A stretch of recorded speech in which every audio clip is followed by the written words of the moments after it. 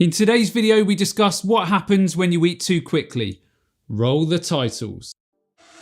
For the record, I'm done trying to make y'all comfortable. For the record, you ain't trying to grow, then it's done for you.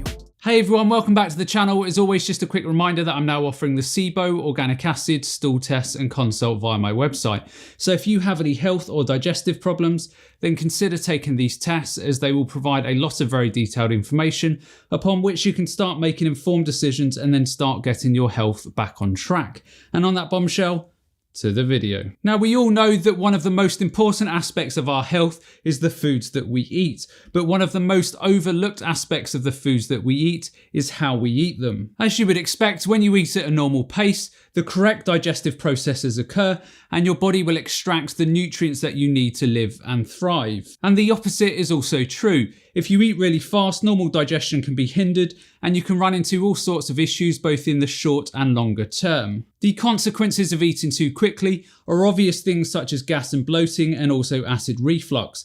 But other common issues can occur such as weight gain, headaches, joint pain, skin issues, and over the longer term, a number of different metabolic diseases. When you eat too quickly, you are creating a burden on your digestive system. While the foods that you're eating may be a perfect fit for you, your eating speed may be a really bad habit that you're not aware that you're actually doing. So in today's video, I will explain what happens when you eat too quickly, and I'll also give you some easy tips and strategies to prevent the bad habit of eating too fast from ruining your health and digestive goals. So the first area that I would like to discuss is why eating slowly is primarily so important for your body. When you eat slowly, it will give your body a chance to recognize that you are full and you no longer need to continue eating. Not many people realize that it can take in excess of 20 to 25 minutes from when you start eating for your brain and gut to interact to tell you that you are full. And if we think about the fast world in which we live today,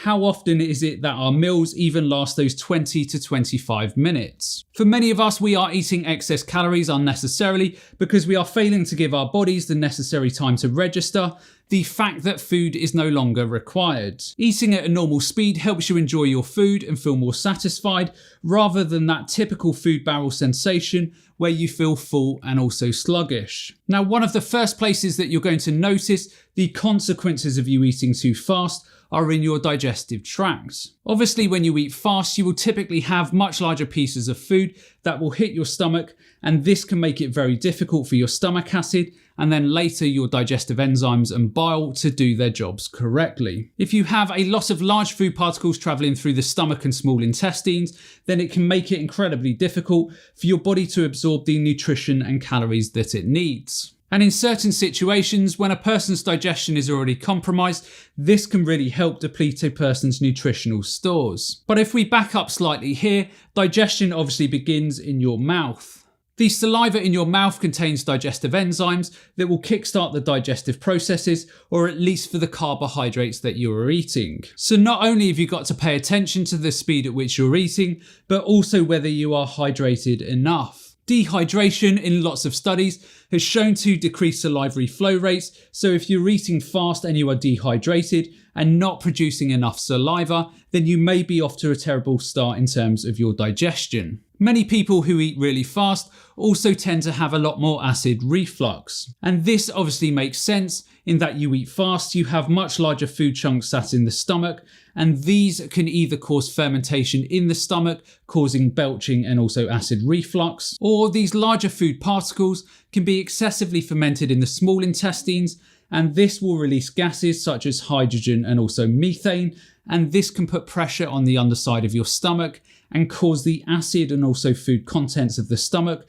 to travel up into the esophagus and ultimately cause acid reflux. There are lots of studies that have looked at the speed of eating and also acid reflux. And for those who eat meals in 10 minutes compared to 30 to 40 minutes, they are often approximately more than 50% more likely to experience acid reflux. Now, there are lots of different studies in lots of different areas that relate to the negative aspects of eating food too quickly. This includes everything from intestinal permeability and leaky gut, constipation, and even things like transit times. Now, there is no way I can obviously get through all of the negative consequences in a short video like this. But what I want to do is to give you an idea of what is considered fast eating and also some really simple tips and strategies for you to implement. But very quickly, before I plow through all of this, I wanted to share a really compelling study from the University of Rhode Island, who studied how the speed of eating impacts the digestive process. The researchers found that slow eaters consumed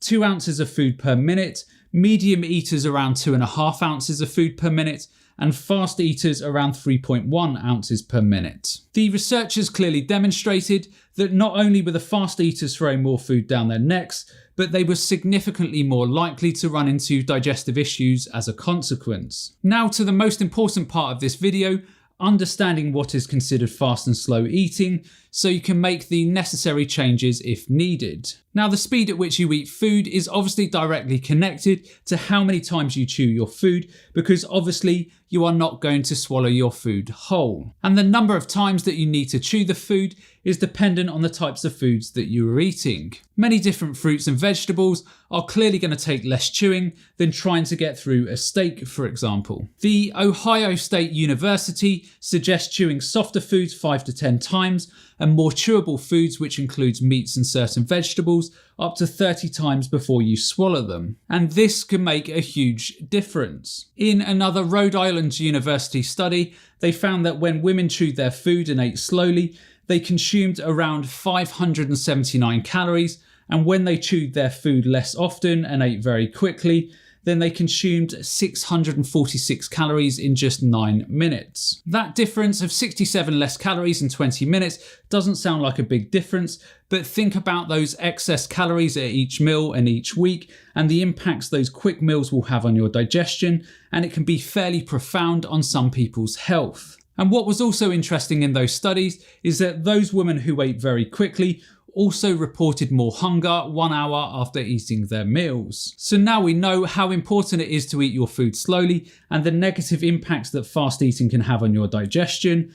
Let's look at some of the simple tips and strategies that can help you in this area. Firstly, I would say make sure that you have clear eating times throughout your day. So if you eat 3 meals a day, then try and make sure you allow yourself 3 clear windows of at least 30 minutes to eat your food. The last thing that you want to do is to eat your food on the go or just when you feel you have a quick 10-minute window. Never view eating your food throughout the day as an inconvenience. I would also say another really good strategy to use is to use smaller plates and only put the calories on the plates that your body needs. This in itself can cause you to significantly slow down your eating patterns. Another really good strategy, and this is one that I often struggle with, is to sit down and eat food in an environment with 0 distractions. Most of us plonk ourselves in front of the TV or with our faces in our phones when we are trying to eat. Try and eat at a table and put on some relaxing music, for example, and see the difference that this can make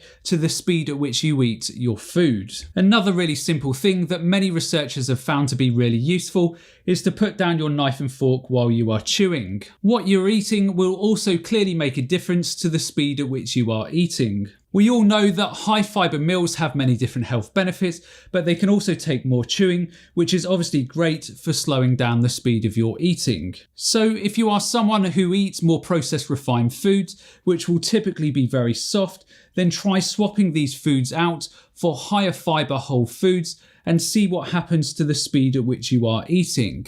It is obvious that eating kale is going to take more chewing than your favourite ready meal. Granted, it will not always taste as good, but you get my point. Another really useful tip is to mimic slower eaters in your household. So me, for example, I am traditionally a faster eater and my wife is a much slower eater. So in this scenario, when we're at the dinner table, I could try and mimic the speed at which she is eating so that I'm not finished 20 minutes before her and waiting impatiently for dessert. My final tip would be to drink 1 to 2 glasses of water 1 hour before you eat. This will put volume in the gut, and many studies have shown that this can be a useful strategy for not only reducing the speed at which you're eating, but also reduce the amount that you are eating. So ensure that you are hydrated, that you have designated eating times, that you chew your food correctly, and most importantly, that you enjoy your food. So that's the end of today's video. If you enjoyed this video, then be sure to check out this one up here because I'm sure you'll find it equally interesting.